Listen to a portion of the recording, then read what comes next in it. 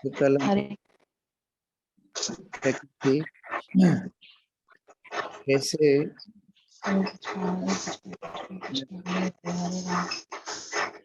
कथा कृष्ण पुण्य श्रवण कीर्तन। वास्तविक पुण्य कर्म क्या है? भगवान की कथा का श्रवण करना, कीर्तन करना। और वह करने से क्या होता है? हृदय अंतस्थि अभद्राणी।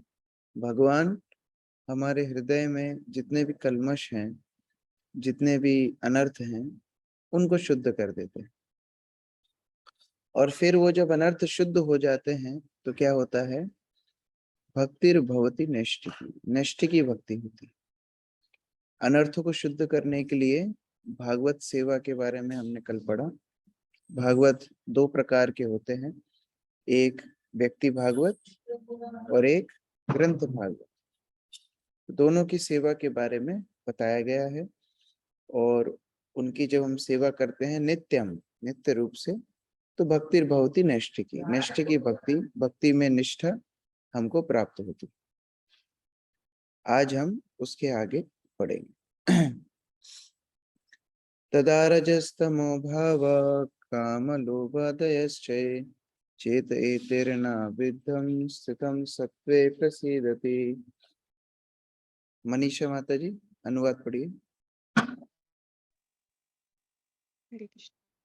जो ही हृदय में अटल प्रेम भक्ति स्थापित हो जाती है, प्रकृति के रजोगुण तथा तमोगुण के प्रभाव जैसे काम, इच्छा तथा लोभ हृदय से लुप्त हो जाते हैं, तब भक्त सत्व गुण में स्थित होकर परम सुखी हो जाता है। तो यहाँ बताया जा रहा है, जब नैष्ठिक की भक्ति, जो पिछले श्लोक में बताई गई, जब नैष्ठिक की भक्ति स्थापित होगी तो क्या होगा? फिर प्रकृति के रजोगुण और तमोगुण हमको प्रभावित नहीं करेंगे, और ऐसी अवस्था में हृदय अनर्थों से मुक्त होकर के शुद्ध सत्व में स्थित हो जाएगा। पायल माता जी अनुवाद तात्पर्य पढ़िए। हरे कृष्ण प्रभु। अपने सामान्य संवैधानिक स्थिति में जीवन आध्यात्मिक आनंद में पूर्ण रूप से तुष्ट रहता है। वह स्थिति ब्रह्मभूतिया आनंद आत्मानंद अर्थात आत्मतुष्टि की स्थिति कहलाती है। यह आत्मतुष्टि किसी निष्क्रिय मूर्ख की तुष्टि जैसी नहीं होती।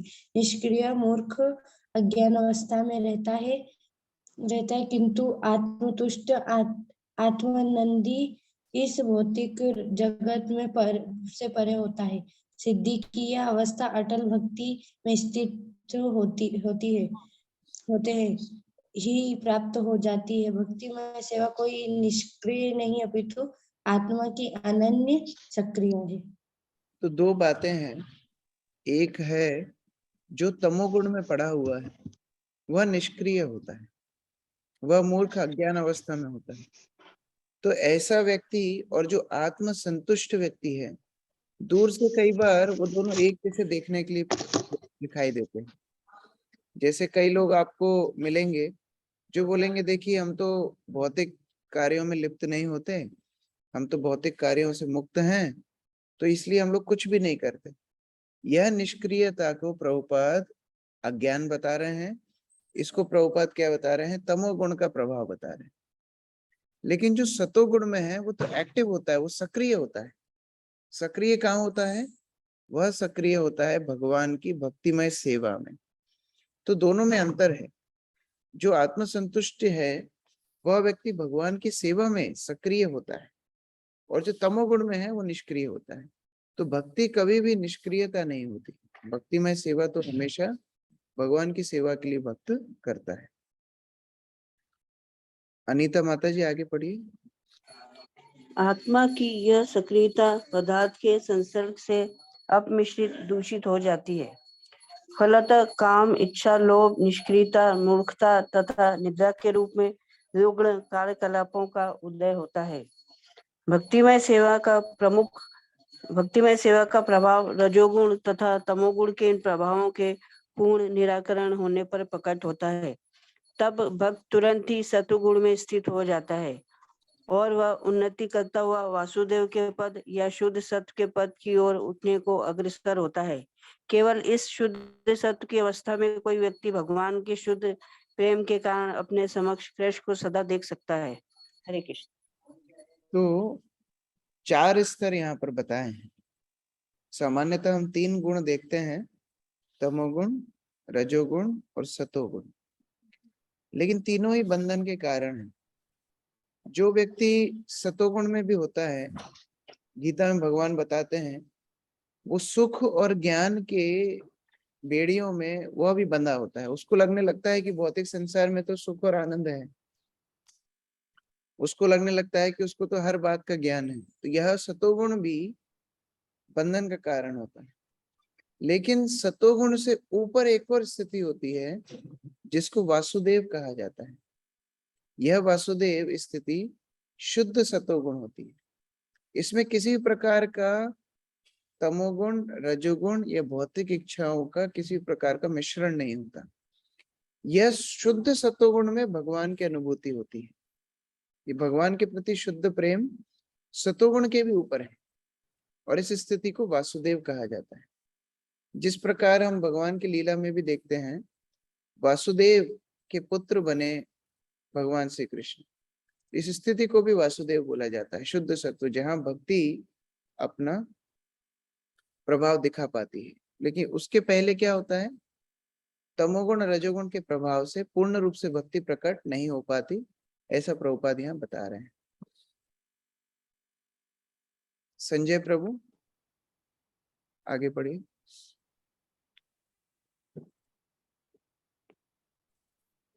कृष्ण, भक्त सदैव शुद्ध सत्व में रहता है, अतः वह किसी को हानि नहीं पहुंचाता। किंतु एक अभक्त चाहे कितना भी शिक्षित क्यों न हो, सदैव हानिप्रद होता है। भक्त न तो अल्पज्ञ होता है न रजोगुणी।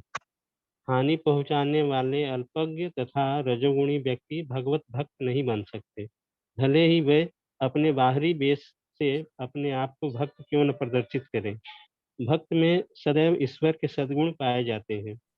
इन गुणों की मात्रा भले ही भिन्न हो, किंतु गुणता की दृष्टि से भक्त तथा श्री भगवान एक समान होते हैं। हरे कृष्ण। तो यहाँ बताया जा रहा है कि जिस प्रकार जो अभक्त हैं वह दूसरों को हानि पहुंचाने में लगे होते हैं, हम उसी से समझ सकते हैं कि वो कभी भी भक्ति के पथ पर आगे नहीं बढ़ सकते।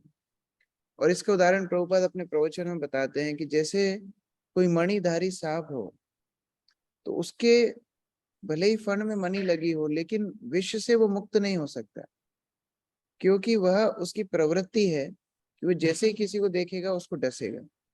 तो ये रजोगुण और तमोगुण के प्रभाव उस विष के समान है। जब तक व्यक्ति उस विषैली स्थिति में रहेगा, वो किसी ना किसी को हानि जरूर पहुंचाएगा, क्योंकि उसकी इंद्रिय तृप्ति उसका प्रमुख लक्ष्य होता है। लेकिन भक्त क्या होते हैं, भक्त भगवान के सानिध्य में रहते हैं, भगवान की गुणों को वह धीरे धीरे प्राप्त कर लेते हैं।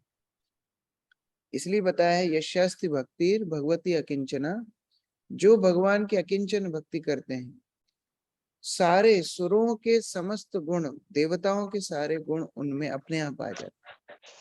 लेकिन हराव भक्त से कुतो महत गुणा, जो भगवान के भक्त नहीं है उनके अंदर अच्छे गुण कैसे हो सकते हैं, क्योंकि वो तो अपने मन के रथ पर, मनोरथेन स धावतो बहि, वो तो बाह्य वस्तुओं के भोग के लिए अपने मनोरथ पर बैठ करके इधर उधर भाग रहे हैं।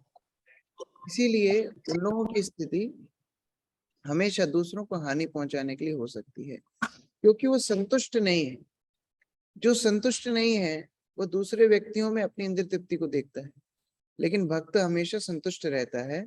और इस विषय में अगले श्लोक में बताया जा रहा है, जो भक्त इन तीनों गुणों के प्रभाव से मुक्त हो गया है, जो भक्त निष्ठा की भक्ति में स्थित हो गया है, उसकी स्थिति कैसी होती है, अगले श्लोक में बताया। एवं प्रसन्न मनसो भगवत भक्ति योगता, भगवत तत्व विज्ञानम मुक्त संगस्य जायते। योगिता माता जी अनुवाद पढ़िए। हरे कृष्ण। इस प्रकार शुद्ध सत्व में स्थित होकर जिस मनुष्य का मन भगवान की भक्ति के संसर्ग से प्रसन्न हो चुका होता है, उसे समस्त भौतिक संगति से मुक्त होने पर भगवान का सही वैज्ञानिक ज्ञान विज्ञान तत्व प्राप्त होता है। तो जो इस प्रकार शुद्ध भक्ति में स्थित हो गया वह पूर्ण रूप से प्रसन्न हो जाता है। उसके जीवन में और कोई दुख कष्ट क्लेश नहीं होते हैं। यद्यपि बाह्य स्थिति से हम देख सकते हैं कि देखो जैसे सामान्य लोगों के जीवन में मुश्किलें आती हैं वैसे ही भक्तों के जीवन में भी आती हैं, लेकिन वह उन समस्याओं से प्रभावित नहीं होते। इस्कॉन में एक बहुत ही प्रसिद्ध प्रभुपाद के शिष्य हुए थे, श्रीपाद भक्ति तीर्थ महाराज।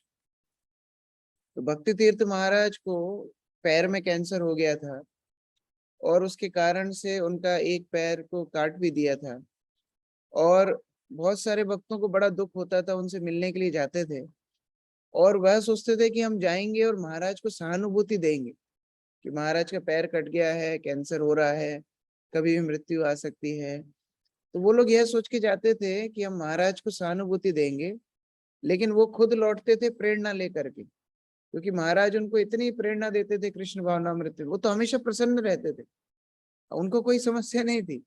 वह बोलते थे pain is inevitable but suffering is optional. मतलब क्या है, संसार में दुख तो आएगा ही आएगा, लेकिन उस दुख से प्रभावित होना है कि नहीं यह आपके पास ऑप्शन है, यह आपको निर्णय करना है। उसी तरीके से भक्त इन तीन गुणों के प्रभाव से जब ऊपर उठता है तो वह भगवान के तत्व ज्ञान को समझ पाता है, और वो तत्व ज्ञान को जब समझता है तो फिर उसको भौतिक वस्तुएं कभी भी प्रभावित नहीं करती। वो हमेशा एवं प्रसन्न मनसो, हमेशा प्रसन्न मन से भगवत भक्ति योगता, भगवान की भक्ति में लगा होता है।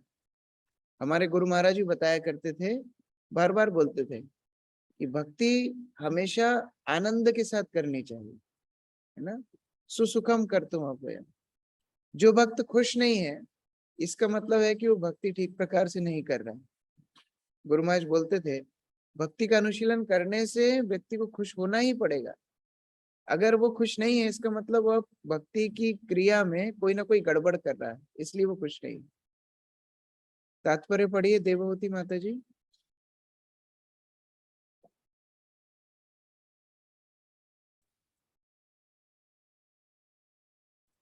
हरे कृष्णा प्रभु जी, आवाज आ रही है? आ रही है, पढ़िए। भगवत गीता में कहा गया है कि हजारों सामान्य मनुष्यों में से कोई एक भाग्यशाली होता है जो जीवन सिद्धि के लिए प्रयत्नशील होता है। अधिकांश लोग रजोगुण तथा तमोगुण से प्रेरित होते हैं और इस प्रकार वे काम, इच्छा, लोभ, अज्ञान तथा निद्रा में सदैव लिप्त रहते हैं। ऐसे अनेक मनुष्य रूपी पशुओं में से कोई एक ऐसा वास्तविक रूप में मनुष्य होता है जो मानव जीवन की जिम्मेदारी को जानता है और निर्दिष्ट किए गए कर्तव्यों का पालन करते हुए जीवन को पूर्ण बनाने का प्रयास करता है। जीवन में इस प्रकार की सफलता प्राप्त किए हुए हजारों व्यक्तियों में से कोई एक व्यक्ति भगवान श्री कृष्ण के विषय में वैज्ञानिक ढंग से जान सकता है। भगवत गीता 18.55 में कहा गया है कि श्री कृष्ण के विज्ञान को केवल भक्ति योग की प्रक्रिया के द्वारा जाना जा सकता है। हरे कृष्ण। यहाँ पर अभी बता रहे हैं कि कैसे यह जो प्रसन्न स्थिति है, ये जो भगवान की तत्व ज्ञान को समझने की स्थिति है, ये बहुत ही विरली है।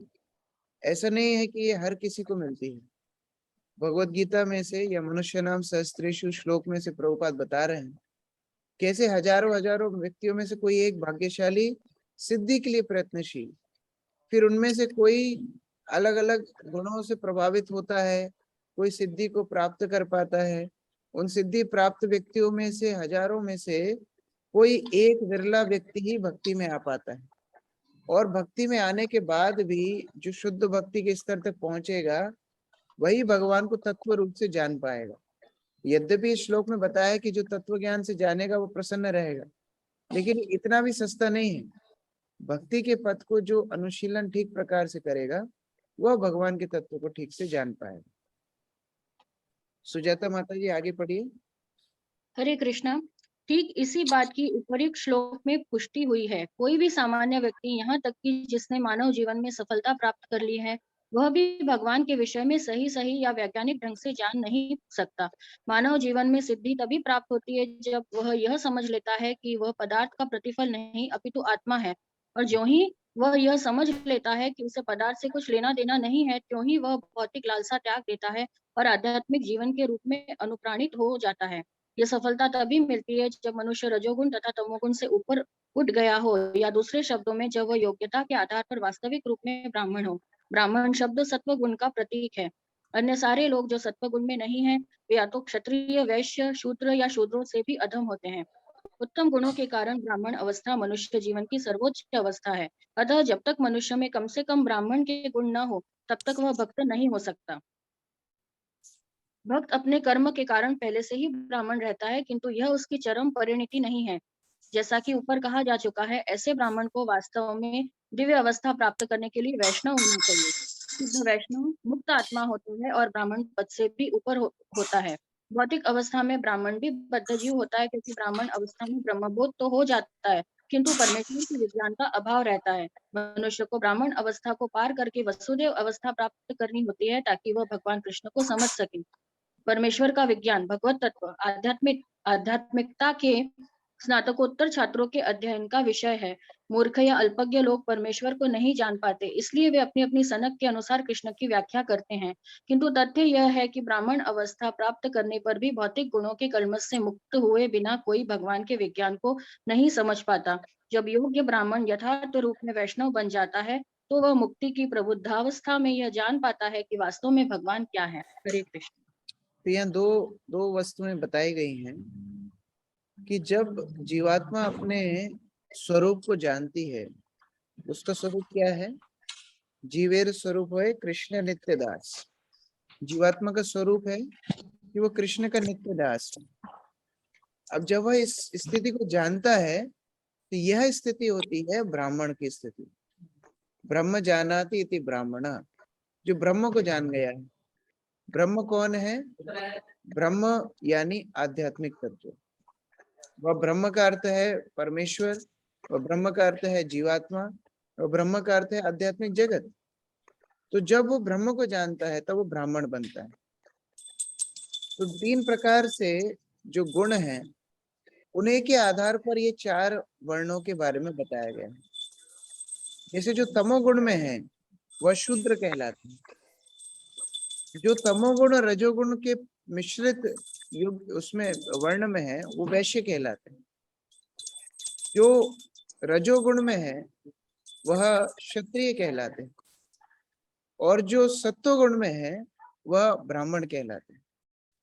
तो इन 3 गुणों के प्रभाव से ही ये 4 वर्णों का विभाजन किया गया है।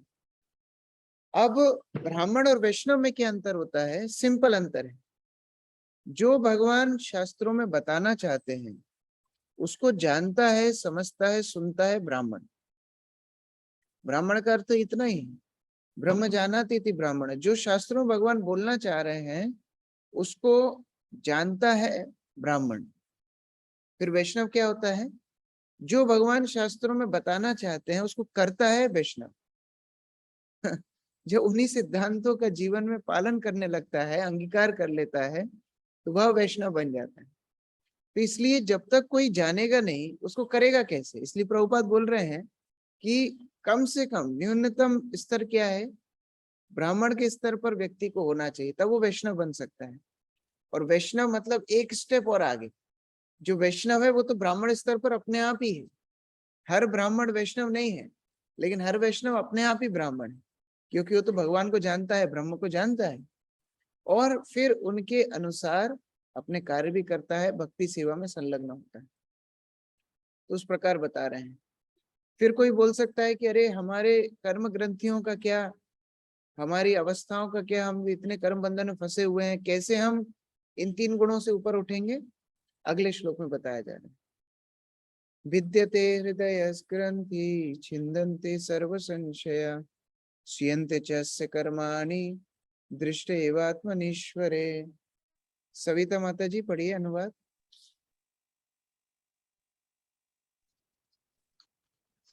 इस प्रकार हृदय की गांठ भेद जाती है और सारे संशय छिन्न छिन्न हो जाते हैं। जब मनुष्य आत्मा को स्वामी के रूप में देखता है तो सकाम कर्मों की श्रृंखला समाप्त हो जाती है।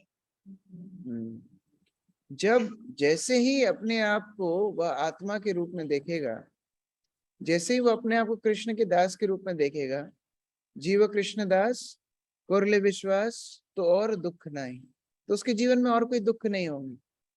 क्योंकि भगवत गीता में भी हम देखते हैं, भगवान बताते हैं कि जीवात्मा तो वास्तव में कर्म में लिप्त ही नहीं हो सकती, क्योंकि वो आध्यात्मिक है।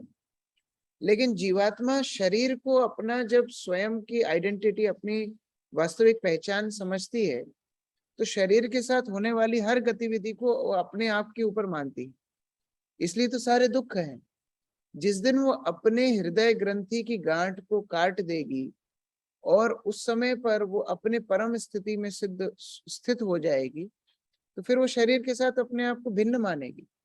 वो अपने आप को आध्यात्मिक चिन्मय स्तर पर मानेगी, और तब उसकी कोई भी कर्मों का श्रृंखला उस पर कोई भी प्रकार का प्रभाव नहीं डाल पाएगी। शालिनी माता जी, तात्पर्य पढ़िए। जी प्रभु। भगवान का वैज्ञानिक ज्ञान प्राप्त करने का अर्थ है उसी के साथ ही साथ अपने आप को भी देखना। जहाँ तक आत्म स्वरूप में जीव की पहचान की बात है, उसके संबंध में अनेक कल्पनाएं एवं भ्रांतियां हैं। भौतिकवादी लोग तो आत्मा के अस्तित्व को ही नहीं मानते और अनुभव मूलक दार्शनिक आत्मा को बिना स्वरूप वाले निर्विशेष रूप में मानते हैं, किंतु आध्यात्मवादी इस बात की पुष्टि करते हैं कि आत्मा तथा परमात्मा दो विभिन्न सत्ताएं हैं जो गुणवत्ता में एक समान है किंतु परिणाम में भिन्न भिन्न है। बहुत से अन्य सिद्धांत भी है, किंतु जब भक्ति योग की विधि से श्री कृष्ण का यथार्थ साक्षात्कार हो जाता है तो ये भिन्न भिन्न कल्पनाएं दूर हो जाती हैं। श्री कृष्ण सूर्य के समान है और परम सत्य विषयक भौतिकवादी तर्क वितर्क गहनतम अर्धरात्रि के समान है। जो ही हृदय में कृष्ण रूपी सूर्य उदित होता है, त्यों ही परम सत्य तथा जीवात्मा संबंधी भौतिक कल्पनाओं का अंधकार दूर हो जाता है। सूर्य की उपस्थिति में अंधकार नहीं रह सकता और अज्ञान के अंधकार में छिपा सापेक्ष सत्य परमात्मा रूप में सबके हृदय में वास करने वाले कृष्ण की कृपा से स्पष्ट रूप से प्रकट हो जाता है। हरे कृष्णा। यहाँ पर बताया जा रहा है कैसे अलग अलग लोग भगवान के प्रति अलग अलग समझ रखते हैं। जो निपट भौतिकवादी हैं, वह तो भगवान के आत्मा के अस्तित्व को ही नकार देते हैं। जो थोड़े से ऊपर स्तर में बढ़ते हैं, जो आत्मा के तत्व को जानने का प्रयास करते हैं, वह सोचते हैं आत्मा ही सब कुछ है, भगवान भी निर्विशेष है, हम भी भगवान हैं, हम किसी प्रकार से भौतिक संसार में आ गए, बाद में जब जाएंगे तो हम भी भगवान बन जाएंगे। इस प्रकार के तर्क हैं। फिर कुछ अलग तर्क होते हैं जो परमात्मा को सब कुछ मानते हैं। तो ऐसे बहुत सारे तर्क हैं जो मूल सिद्धांत से बहुत दूर हैं। और जैसा कि पिछले तात्पर्य में भी हमने देखा था, लोग अपनी अपनी सनक के हिसाब से, अपनी अपनी समझ और सनक के हिसाब से अपने अपने आध्यात्म में लगे रहते। लेकिन ये सारी कल्पनाएं अंधकार के समान है। जैसे ही हम कृष्ण रूपी सूर्य को उदित करेंगे, वैसे ही ये सारा अंधकार दूर चला जाएगा। इसीलिए भगवान के विषय में यथारूप से समझना बहुत आवश्यक है। जब हम भगवान के विषय में यथारूप से समझेंगे, उसी समय पर हमारे सारे जो हृदय में संशय हैं, जो हमारे हृदय में अनर्थ हैं, उन सब से दूर होकर के हम भगवान के करीब, भगवान की भक्ति में संलग्न हो पाएंगे। कैलाश पाठक प्रभु, आगे पढ़िए। अनम्यूट कीजिए, अनम्यूट करके पढ़िए।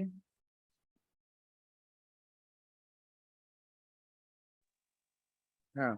गीता अध्याय 10 के 11वां में श्लोक में भगवान कहते हैं, अपने शुद्ध भक्तों पर विशेष अनुग्रह करने हेतु जो स्वयं अपने भक्त के हृदय में शुद्धि ज्ञान का प्रकाश उत्पन्न करके समस्त संशयों का गहन अंधकार को दूर करते। अतः श्री भगवान द्वारा भक्त के हृदय को प्रकाशित करने का दायित्व अपने ऊपर लेने के कारण जो भक्त उनकी दिव्य प्रेमा भक्ति में लगा होता है, वह अंधकार में नहीं रह सकता। परम एवं सापेक्ष सत्य के विषय में सब कुछ ज्ञात होता रहता। भक्त कभी भी अंधकार में नहीं रह सकता, क्योंकि श्री भगवान द्वारा उसे प्रकाश प्राप्त अतः उसके ज्ञान निश्चय ही पूर्ण होते, किंतु जो मनुष्य अपनी स्वयं की सीमित शक्ति से चिंतन करते हैं उनके साथ ऐसा नहीं होता। पूर्ण ज्ञान परंपरा या निगमनीय तर्कपूर्ण ज्ञान कहलाता है। ये गुरु से सेवा तथा समर्पण द्वारा प्रामाणिक विनित श्रोता तक पहुंचता है। ऐसा नहीं है कि कोई परमेश्वर की सत्ता को चुनौती भी दे और कोई उन्हें जान भी ले, उन्हें अधिकार है कि चुनौती देने वाले जीव के समक्ष अपने आप को प्रकट न करे। तो परम पूर्ण शुद्ध स्फुलिंग मात्र है, और ऐसा स्फुलिंग जो माया के अधीन है भक्तगण विनीत होते। अतः ये दिव्य ज्ञान कि भगवान ने ब्रह्मा को, ब्रह्मा से उनके पुत्रों को, शिष्यों को क्रमानुसार प्राप्त हो। इस विधि में ऐसे भक्तों के अंतःकरण में इच्छित परमात्मा द्वारा सहायता मिलती है। दिव्य ज्ञान को सीखने की यही उचित विधि है। इस अनुभूति के द्वारा भक्त आत्मा तथा पदार्थ के अंतर सही सही समझ पाता है, क्योंकि आत्मा तथा पदार्थ की गांठ भगवान द्वारा खोली जाती है। ये ग्रंथि अहंकार कहलाता है, इसमें इससे जीव झूठे ही अपने आप को भौतिक पदार्थ मानते हैं। अतः जो ही ये ग्रंथि ढीली पड़ती है, संशय के संपूर्ण बादल तुरंत छट जाते, मनुष्य अपने स्वामी का दर्शन करने लगता और सकाम कर्मों के बंधन को काटकर वैसे भगवान की प्रेम भक्ति में लग जाता। भौतिक जगत में जीव स्वयं सकाम कर्म की श्रृंखला सृष्टि करता है और जन्म जन्मांतर तक इन कर्मों के अच्छे तथा बुरे फलों को भोगता रहता है। किंतु जो ही श्री वह भगवान की प्रेममयी सेवा में लग जाता है, तो ही वह कर्म बंधन से मुक्त हो जाता है। फिर उसके कर्मों से कोई प्रतिक्रिया उत्पन्न नहीं होती। हरे कृष्ण। एक मिनट, यहाँ पर एक आरती हो रही है, जस्ट 10 सेकेंड।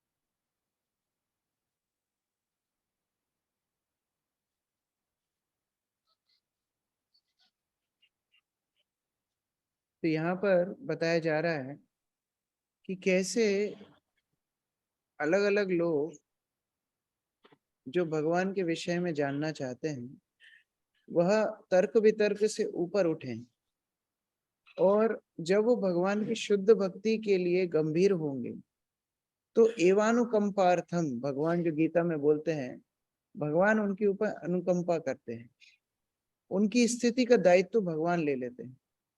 आप 8वें अध्याय में गीता में जब पढ़ेंगे आप देखेंगे भगवान योगी की मुक्ति के बारे में बताते हैं। योगी को कितना कठिन प्रयास करना पड़ता है, ब्रह्मरंध्र तक अपनी ऊर्जा को लेकर के आना पड़ता है, उसके बाद उसे एक निश्चित समय में ही प्राण त्याग करना पड़ेगा। उत्तरायण के समय, शुक्ल पक्ष के समय, शुभ समय पर, मुहूर्त पर, ये सारी अवस्थाओं को देख करके उसको चयन करना होगा। अगर उस समय पर वो प्राण त्याग नहीं करेगा तो वह फिर से भवबंधन में ही पड़ा रहेगा। तो योगी को अपने उद्धार के लिए इतनी मेहनत करनी पड़ेगी। लेकिन यहाँ प्रभुपाद बता रहे हैं कि भक्त का दायित्व भगवान अपने ऊपर ले लेते हैं। जो भक्त उनकी दिव्य प्रेम भक्ति में लगता है उसको और कोई चिंता अपने आप की करने की आवश्यकता नहीं होती। भगवान उसके हृदय में ज्ञान रूपी प्रकाश लाते हैं और उससे उसके हृदय का सारा संशय, सारे अनर्थ, सारा अंधकार दूर हो जाता है। और यही ज्ञान हमको कैसे मिलता है? परंपरा के रूप में मिलता है। आवश्यक नहीं कि हम सब अपने हृदय में प्रकाशित ज्ञान को स्वतः अनुभव कर पाए, संभव नहीं। लेकिन हम बाह्य रूप से देख सकते हैं कि भगवान की कृपा पारंपरिक रूप से हमको मिल रही। यह भगवान के प्रतिनिधि जिन्होंने भगवान से, भगवान के शुद्ध भक्तों से श्रवण किया है, वही चेतना हमको वह परंपरा में ला करके देते हैं। और जब इस प्रकार से परंपरा में ज्ञान मिलता है तो जीवात्मा उस स्थिति में उठ पाता है कि वो भगवान का नित्य दास है और दिव्य प्रेम भक्ति में लगता है। जब वो दिव्य प्रेम भक्ति में लगता है तो फिर कर्म बंधन उसके लिए नहीं लगते। जब तक व्यक्ति जेल में रहेगा तो जेल के नियम उसके ऊपर लगेंगे, लेकिन वो जब जेल से मुक्त हो जाएगा तो जेल के नियम उसके ऊपर कभी नहीं लगेंगे। उसी प्रकार से ये भक्तिमय सेवा इतनी शुद्ध है, इतनी उत्कृष्ट है कि इसके ऊपर कोई भी नियम लागू नहीं होते हैं। कर्म बंधन से भक्त तुरंत मुक्त हो जाता है। तो अब एसेंस बता रहे हैं, अब उसका कंक्लूजन बता रहे हैं सुत गोस्वामी। अतो वै कवयो नित्यं भक्तिं परमया मुदा वासुदेव भगवती कुर्वन्त्या मत प्रसादनीम। यामिनी माता जी अनुवाद पढ़िए। अतएव निश्चय ही सारे आध्यात्मवादी अनंत काल से अत्यंत प्रसन्नता पूर्वक भगवान श्री कृष्ण की भक्ति करते आ रहे हैं, क्योंकि ऐसी भक्ति आत्मा को प्रमुदित करने वाली है। हरे कृष्ण। इसीलिए सभी लोग आनंदित होना चाहते हैं, लेकिन वास्तविक आनंद कहाँ है? भगवान की भक्ति में है। इसीलिए जब इस तरह शब्द जब आते हैं भागवत में, अतएव, अतः, तो समझने अभी तक जो बताया है उसका अभी कंक्लूजन बता रहे हैं। कंक्लूजन क्या है? जितने भी आध्यात्मवादी अनंत काल से जो गंभीर अध्यात्मवादी हैं, वो अध्यात्मवादी क्या करते हैं? प्रसन्नता पूर्वक भगवान कृष्ण की भक्ति में लगते हैं। जब इस प्रकार लगते हैं तो उनकी आत्मा पूर्ण रूप से संतुष्ट और आनंदित हो जाती है। अर्चना माता जी आगे पढ़िए। यहाँ पर विशिष्ट रूप से भगवान श्री कृष्ण की भक्ति की विशेषता का वर्णन हुआ है। भगवान श्री कृष्ण स्वयं रूप श्री भगवान है और श्री बलदेव, संकर्षण, वासुदेव, अनिरुद्ध, प्रद्युम्न तथा श्री नारायण जैसे अन्य अवतारों से लेकर पुरुषावतार, गुणावतार, लीलावतार, युगावतार तथा श्री भगवान के अन्य हजारों स्वरूप भगवान श्री कृष्ण के श्वास एवं विस्तार है। जीवात्मा श्री भगवान से पृथक हुए उनके भिन्नांश है। अतएव भगवान श्री कृष्ण ही मूल श्री भगवान है और दिव्यता की पराकाष्ठा है। वे उन उच्च आध्यात्मवादियों के लिए अधिक आकर्षक हैं जो श्री भगवान की नित्य लीलाओं में भाग लेते हैं। श्री कृष्ण तथा श्री बलदेव के अतिरिक्त श्री भगवान के अन्य रूपों के साथ वैसी घनिष्ठता स्थापित नहीं हो पाती जितनी कि ब्रज भूमि में श्री भगवान की दिव्य लीलाओं में होती है। ऐसा नहीं है कि भगवान श्री कृष्ण की दिव्य लीलाएं नहीं हो, जैसा कि कुछ अल्पज्ञ मनुष्य समझते हैं। उनकी लीलाएं शाश्वत हैं और ब्रह्मा के एक दिन में एक बार यथा समय प्रकट होती है, जिस प्रकार प्रत्येक 24 घंटों की समाप्ति पर पूर्व दिशा में सूर्य का उदय होता है। हरे कृष्ण। यहाँ पर बता रहे हैं कि कैसे भगवान श्री कृष्ण स्वयं रूप हैं। अभी आगे जाकर के हम इसको विस्तार रूप से पढ़ेंगे कि स्वयं रूप का अर्थ क्या होता है, पूर्णांश का अर्थ क्या होता है, विभिन्न अंश का अर्थ क्या होता है। लेकिन स्वयं रूप का अगर संक्षिप्त में हम देखें तो सारे अवतार, सारे विष्णु रूप, सारे देवतागण, सारी प्रकृति और सारी आत्माएं, सब कुछ ही भगवान से आती हैं और वह सबका स्त्रोत्र भगवान श्री कृष्ण है। यह स्थिति में जो व्यक्ति समझ लेगा वह भगवान के तत्व को ठीक प्रकार से समझ रहा है। और दूसरा इसमें प्रभुपाद बता रहे हैं, तात्पर्य में दूसरा अंश जो बता रहे हैं कि इतना जो भगवान श्री कृष्ण विस्तार करते हैं और जो सबके स्तोत्र हैं, ऐसा नहीं कि भगवान श्री कृष्ण सबके अंश, सबके स्तोत्र होने के बाद किसी के साथ आदान प्रदान ना करते हो, नहीं, वो सबसे मधुर भी है, रसो वैसा, सारे रसों के स्तोत्र भी हैं। इसलिए भगवान के अलग अलग अवतार हैं। हम बोलते हैं राम, कूर्म, वामन, सभी तो भगवान के अवतार हैं। और ब्रह्म संहिता में बताया गया है कि दीपार्चिरेव, अलग अलग दीप जैसे एक दीप से जलते हैं तो सभी में तो लो समान होती है। तो हाँ, सारे अवतार समान हैं, लेकिन क्या सारे अवतार एक ही प्रकार से आदान प्रदान करते हैं भक्तों के साथ? क्या नरसिंह देव का वात्सल्य लीला है? माता के प्रति प्रेम होता है वात्सल्य। अभी जिससे प्रकट हुए खंबे से उसी खंबे को फोड़ के निकले तो क्या वात्सल्य होगा? तो इस प्रकार से अगर हम अलग अलग अवतारों को देखेंगे, मानो कूर्म अवतार, क्या कूर्म अवतार की रासलीला हो सकती है? अलग अलग अवतारों का अलग अलग एक स्वभाव है और वो भक्तों के साथ अलग अलग आदान प्रदान करते हैं।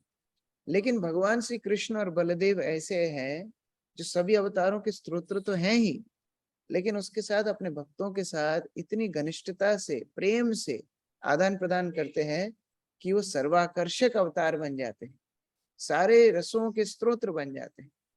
इसीलिए वो सर्वश्रेष्ठ अवतार है।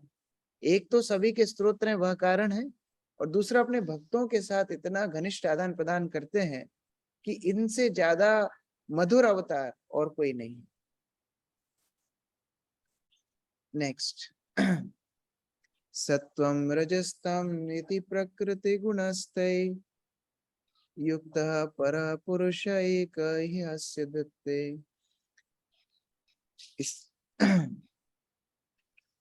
स्थित्याद्ये हरिवीरश्च हरेति संज्ञा श्रेयांसि तत्र खलु सत्त्ववतर्नो निर्णाम स्युः। भूमिका माता जी अनुवाद पढ़िए। हरे कृष्णा। दिव्य भगवान प्रकृति के 3 गुणों सत्व, रज तथा तम से अप्रत्यक्ष रूप से संबंधित है और वे भौतिक जगत की उत्पत्ति, पालन तथा संहार के लिए ब्रह्मा, विष्णु तथा शिव इन 3 गुणात्मक रूपों को ग्रहण करते हैं। इन तीनों रूपों में से सत्व गुण के स्वरूप श्री विष्णु से सभी मनुष्य परम लाभ प्राप्त कर सकते हैं। तो फिर कोई बोल सकता है कि पिछले श्लोक में तो इतना बता दिया कि वासुदेव की भगवती करने से व्यक्ति प्रसन्न हो जाएगा, गुणों से मुक्त हो जाएगा, तो क्या भगवान को कोई इस दुनिया से लेना देना है कि भी नहीं? ऐसा तो नहीं। जैसे जैन लोग ऐसे समझते हैं कि भगवान इस पृथ्वी में, इस प्रकृति में आते ही नहीं, उनको इधर से कुछ लेना देना ही नहीं, यहाँ सब कर्म चलाता है, भगवान तो अपने लोक में रहते हैं। ऐसा नहीं। भगवान जब सबके स्तोत्र हैं तो भगवान सबके पालक भी हैं, और उसी के लिए वह 3 गुणों को पालन करने के लिए 3 प्रकार के गुण अवतार लेते हैं। ये गुण अवतार क्या क्या है? ब्रह्मा, विष्णु और महेश। ये 3 गुणों को पालन करने के लिए 3 प्रकार के गुण अवतार हैं। उत्पत्ति के लिए भगवान ब्रह्मा बनते हैं, जिसमें रजोगुण के प्रभाव से उत्पत्ति होती है। संहार के लिए भगवान शिव बनते हैं, जहां भगवान तमोगुण के प्रभाव से संहार करते हैं। और पालन के लिए सतोगुण के प्रभाव से भगवान पालन करते हैं, और विष्णु रूप से उसको पालन विष्णु रूप से करते हैं। तो अगर व्यक्ति को वास्तव में परम लाभ उठाना है तो वह विष्णु की आराधना करे और परम लाभ उठाए, ऐसा श्लोक में बताया जा रहा है। विनीत प्रभु तात्पर्य पढ़िए। हरे कृष्णा प्रभु जी। पूर्व में यह कहा गया है कि भगवान श्री कृष्ण की भक्ति उनके पूर्ण अंशों के रूप में की जाए, उसकी पुष्टि इस कथन द्वारा होती है। भगवान श्री कृष्ण तथा उनके समस्त पूर्ण अंश विष्णु तत्व हैं। भगवान श्री कृष्ण से अगला प्राकट्य श्री बलदेव का होता है। श्री बलदेव के पश्चात संकर्षण के पश्चात नारायण, और नारायण से दूसरे संकर्षण। इन संकर्षण से श्री विष्णु पुरुष अवतार का प्राकट्य होता है। श्री विष्णु तथा सत्व गुण के विग्रह इस भौतिक जगत के पुरुष अवतार हैं, और शिरोदक्षाई विष्णु या परमात्मा नाम से जाने जाते हैं। ब्रह्मा रजस के विग्रह हैं और शिव तमस के। ये तीनों इस भौतिक जगत के तीनों गुणों के विभागाध्यक्ष हैं। श्री विष्णु के सत्व गुण से इस सृष्टि का प्राकट्य संभव होता है, और जब इसे विनष्ट करना होता है तो शिव अपने तांडव नृत्य से इसे नष्ट कर देते हैं। भौतिकतावादी तथा अल्पज्ञ मनुष्य क्रमशः ब्रह्मा तथा शिव की पूजा करते हैं, किंतु विशुद्ध आध्यात्मवादी सत्व गुण के रूप श्री विष्णु की पूजा उनके विविध रूपों में करते हैं। श्री विष्णु लाखों करोड़ों श्वांश तथा विभिन्नांश रूपों में प्रकट होते हैं। श्वांश रूप ईश्वर कहलाते हैं और विभिन्नांश रूप जीव कहलाते हैं। जीव तथा ईश्वर दोनों के ही अपने मूल आध्यात्मिक रूप होते हैं। जीव कभी कभी भौतिक शक्ति के वशीभूत होते रहते हैं, किंतु श्री विष्णु रूप सदैव इस शक्ति को अपने वश में रखते हैं। जब भगवान श्री विष्णु इस भौतिक जगत में प्रकट होते हैं तो वे माया के वशीभूत बद्ध जीवों का उद्धार करने हेतु आते हैं।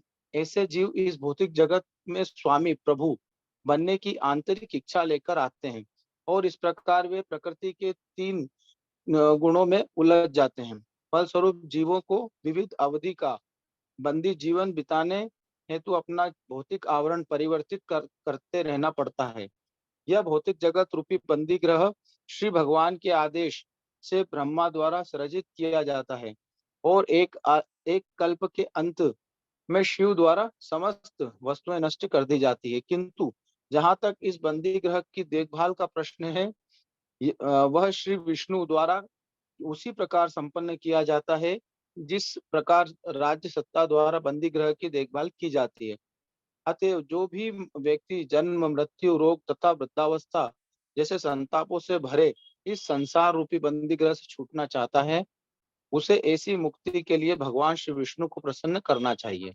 भगवान श्री विष्णु की पूजा भक्तिमय सेवा द्वारा ही संभव है, किंतु यदि कोई इस भव रूपी बंदी ग्रह के जीवन को चालू रखना चाहता है तो वह श्री ब्रह्मा, शिव, इंद्र, वरुण जैसे विभिन्न देवताओं से क्षणिक सुख के लिए तत्संबंधी सुविधाओं की याचना कर सकता है, किंतु कोई भी देवता बंदी जीव को इस जगत के बद्ध जीवन से मुक्त नहीं कर सकता। मात्र भगवान श्री विष्णु ही ऐसा कर सकते हैं। अतएव परम लाभ भगवान श्री विष्णु से ही प्राप्त किया जा सकता है। हरे कृष्ण। ये बहुत ही विशेष पैराग्राफ है, बहुत ही विशेष तात्पर्य है। मैं अनुरोध करूंगा आप लोग इसको दोबारा से पढ़ेंगे और इसमें जिस प्रकार से प्रभुपाद ने, मेरी स्क्रीन देख पा रहे हैं आप? प्रभु जी। जी प्रभु। चार्ट दिख रहा है? जी दिख रहा है। जी प्रभु जी दिख रहा है। तो यहाँ बहुत सारे तत्व प्रभुपाद ने इस तात्पर्य में बताए हैं कि कैसे भगवान श्री कृष्ण अपना विस्तार करते हैं। तो स्वयं रूप भगवान श्री कृष्ण होते हैं, उनके 2 प्रकार के विस्तार होते हैं। एक होता है प्रभाव, एक होता है वैभव। प्रभाव क्या होता है? प्रभाव में भगवान एक जैसे ही विस्तार करते हैं, जैसे रासलीला में भगवान हर गोपी के साथ श्याम सुंदर रूप में ही थे, जैसे द्वारका में हर पटरानी के साथ भगवान कृष्ण रूप से ही थे, वसुदेव कृष्ण रूप से ही थे। तो फोटोकॉपी जब होती है एज इट इज, उसको प्रभाव प्रकाश बोलते हैं। लेकिन वैभव प्रकाश में थोड़ी सी भिन्नता होती है। जैसे पहले प्रथम वैभव प्रकाश है बलराम। प्रभुपाद से जब पूछा गया कि कृष्ण और बलराम में क्या अंतर है, प्रभुपाद ने बोला एक ही अंतर है, कृष्ण काले हैं, बलराम सफेद हैं, और कोई अंतर नहीं, एकदम एक जैसे हैं, बस रंग का डिफरेंस। तो वैभव प्रकाश उन बलराम से फिर और विस्तार होता है, जिसको स्वांश बोला जाता है, स्वांश। उन स्वांशों में से हमने पहले स्वांश, 6 प्रकार के स्वांश होते हैं, आप लोग लिख सकते हैं 6 प्रकार के स्वांश कौन कौन से होते हैं। सबसे पहला है लीला अवतार, लीला अवतार। दूसरा है पुरुष अवतार, पुरुष अवतार। तीसरा है गुण अवतार। चौथा है शक्तावेश अवतार। पांचवा है मनवंतर अवतार और छठवा है युग अवतार। तो ये 6 प्रकार के स्वांश होते हैं। इनमें से अभी हमने देखे गुण अवतार, हम बाकी भी देखेंगे, आगे बताया जाएगा भागवत में। लेकिन सबसे पहले हमने क्या देखा है अभी? गुण अवतार देखे। गुण अवतार मतलब प्रकृति के 3 गुणों को पालन करने के लिए भगवान 3 प्रकार से अवतार लेते हैं। ब्रह्मा, विष्णु, महेश, ये भगवान के 3 गुण अवतार। रजोगुण को पालन करने के लिए भगवान ब्रह्मा बनते हैं, तमोगुण को पालन करने के लिए शिव बनते हैं, और सत्व गुण को करने के लिए विष्णु बनते हैं। तो यह 3 अवतार गुण अवतार कहलाते हैं। प्रभुपाद स्पष्ट कर रहे हैं, यदि आपको भौतिक संसार में ही रहना है और यहीं पर जन्म जन्मांतर तक जन्म मृत्यु जरा व्याधि का भोग करना है, तो ब्रह्मा, शिव इत्यादि देवों का अर्चना, आराधना, पूजा कर सकते हैं। और यदि यहाँ से मुक्त होना है, मुक्त होकर के भगवान के धाम में जाना है, तो विष्णु आराधना व्यक्ति को करनी चाहिए। उस प्रकार से प्रभुपाद इस तात्पर्य बता रहे हैं। आप लोग एक और बार इसको तात्पर्य को पढ़ना क्लास के बाद। और यह 6 प्रकार के अवतार अभी हम आगे भी चर्चा करेंगे, तो इनको याद रखना है। भगवान के 6 स्वांश अवतार होते हैं। हरे कृष्ण। श्रील प्रभुपाद की जय। समवेत भक्त वृंद की जय। किसी का कोई प्रश्न है? Any question? प्रभु जी ये छठा स्वांश अवतार भूल गया मैं लिखना, आप बताएं दोबारा कृपया करके। छठा स्वांश अवतार युग अवतार। युग अवतार। युग। और हरे कृष्ण प्रभु जी। ईशान प्रभु। कृष्ण प्रभु जी, दंडवत प्रणाम।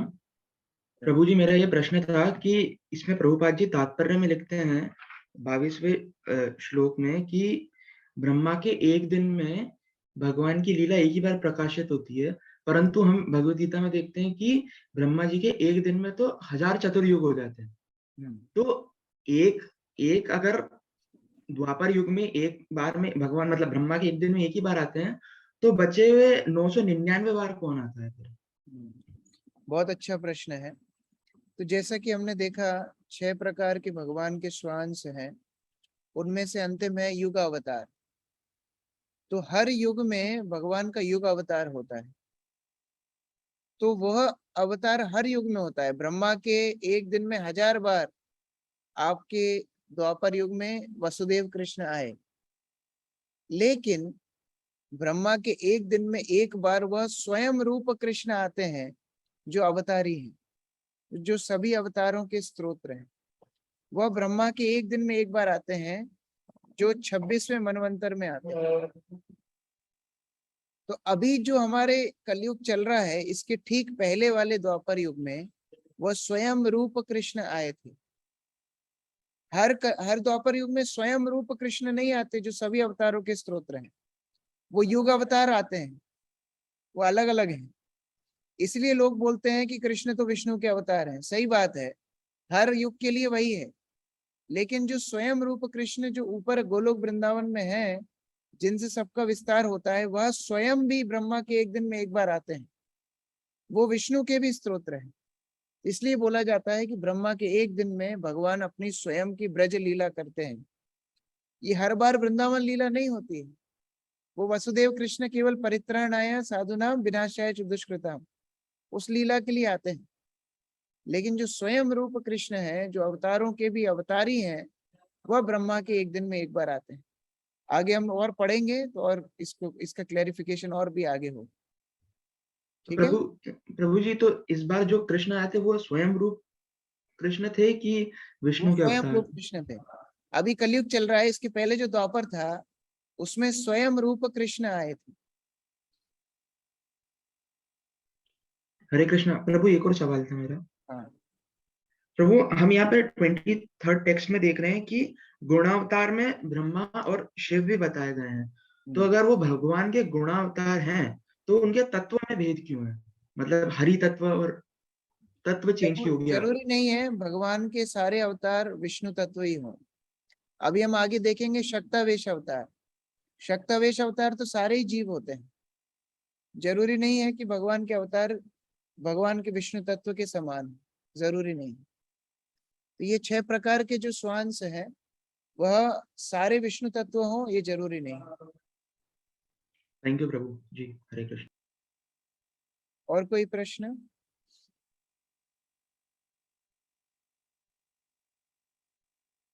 ठीक है, तो फिर कल इसको आगे बढ़ाएंगे। ग्रंथराज श्रीमद् भागवतम की जय। समवेत भक्त वृंद की जय। श्रील प्रभुपाद की जय। गौर प्रेमानंदे। हरि हरि बोल। हरि बोल।